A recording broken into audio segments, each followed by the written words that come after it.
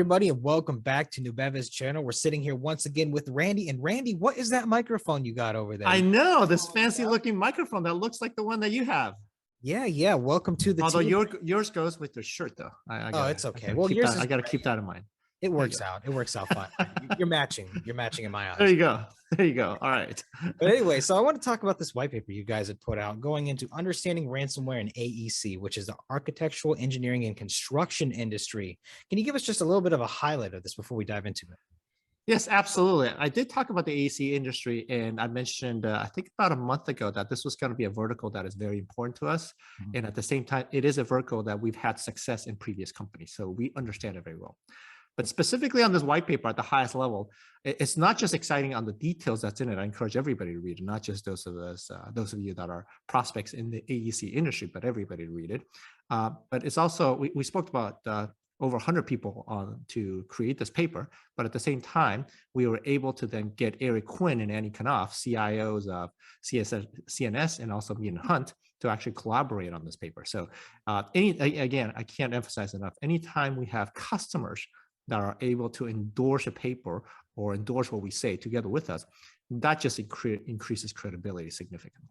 Yeah, that is really significant that they were willing to do that. And again, this paper is a very easy read. It doesn't take very long, and it gives you some real insight into it. It talks about why the AEC industry is so much more vulnerable to it. They have, frequent M&As, mergers and acquisitions. They often go through contractors and such, and they notice that's often when they get attacked. You get rid of some contractors as you kind of move around, and then that's when the attacks come in. And the paper also kind of dives into ransomware in general too, which is really interesting, how they enter through all sorts of means. Even affiliate marketing is often a scheme they use, where they'll put a notice out, hey, if you can get us into a company, we'll give you $5,000 of Bitcoin. And that just kind of makes it a snake with multiple heads. How are you supposed to stop something like that? And and then getting into your guys' role in it, even as you had said, it's not an if, but more of a when, and how bad, as it's just going to continuously get worse from here. There's currently no end in sight. And it's also interesting how you guys don't really change what the person or the company has to do. You guys are just there as another solution. They go to the lawyers, and instead of them going and paying the ransomware, they go to you guys. Exactly. And the key there is, it's actually in the chart right at the front page, right? So if you actually try to recover, you don't pay the ransom, you try to recover from your backups or snapshots, you're looking at up to about, on the average, 22 days.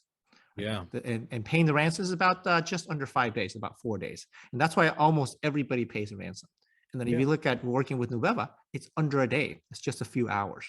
Yeah. And so the benefit here is ultimately, sure, whether you decide to pay the ransom or not is one thing. But the reason why most people pay the ransom is because the bad actors understand how much you can pay. How much is it worth to you if your business was down for 20 some days? Right? Yeah. So not just in the AEC. I just recently reported that there was a report about an entire school that was it went bankrupt. They had to shut down because of the several days that they were actually down, which is really sad. That's crazy, man. And it's really scary how, like, you had described in this, like, they were very, very nice and great and excellent and reliable when it came to actually getting them reinstalled. It lets you know how built up this ransomware industry. Yes, they're established, man. They're absolutely. It is organized crime, as organized as it comes. I mean, the affiliates are, I hate to say it in this manner, but they're very professional when they are trying to recover your files for you after you've paid. They're 24/7. They are incentivized, even after you paid, to make sure that you do recover and have a good experience. That way, the next person also pays. It's surreal how professional it is, how anonymous and professional they actually go about this.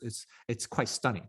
Yeah, I'd heard they even have HRs there now. Like, they actually have HRs in these places, and it's crazy, Randy. But listen, so aside from that, we do again encourage anybody to read this white paper and let us know your thoughts on it. But also, Randy, people were asking questions about Nubeva updates in general. Do you have any other updates for people? Yes, I think I may have talked about this in the last video, but I think if people are asking something more concrete.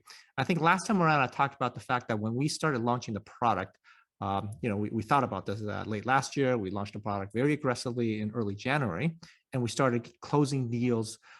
Almost over 50% of anybody that we spoke to, actually, we then closed, which is staggering. I told you last time, you'll never hear that again. That's simply not possible. What happened then, and I explained this last time, is the sheer amount of attacks slowed down a little bit. This is when Russia started invading Ukraine and things slowed down a little bit. And we had a product issue, which I actually also explained last time around. So once we got out of it, and frankly, the attacks started going on, we started closing deals. And it's not at 50%, it's well over 25% of the prospects that we speak to. And that's going really well. And so what you're going to see is we obviously close our fiscal year at the end of April. So the way we recognize revenue is across the lifetime of the contract. So typically we'll sign 3-year contracts and invoice by on a yearly basis, which is a very typical SaaS model out there. Okay, so what you're going to see from a revenue standpoint is you're going to start seeing it grow and grow and grow. And you're going to see our numbers when we release it. But at the same time, what you're going to see is the fact that we actually invoice obviously for the whole year. And so you're going to see, for example, we invoiced over $500,000 after our fiscal year closed. So we're beginning to feel good. I think it's ramping. Now we do expect to see other things come up here and there. I would be very surprised if ransomware attacks slow down again. I think that was a once in a, when somebody went to war, something kind of paused, and we were a little bit surprised by that. But unless you see something of that magnitude, we just haven't seen ransomware attacks slow down whatsoever in any shape or form. At the same time, I'm sure besides product issues, we might run into marketing issues or sales issues or anything else, one of the functions, and we'll tackle them as we see fit. But right now, while I'm sitting here, things are rolling. Things are feeling very good. Wonderful, Randy. Well, yeah, thank you for the updates. Of course, that little lull in the ransomware attacks was a nice little respite, but like you said, it's probably not going to happen again anytime soon. And everybody will, of course, get you more Nubeva updates over the line as soon as they come along the wire, but things are going good so far. So, Randy, again, thank you for coming on. Thank you, everyone, for watching. Go read that white paper. Let us know if you got any questions. Have a wonderful day. Thank you. Thank you.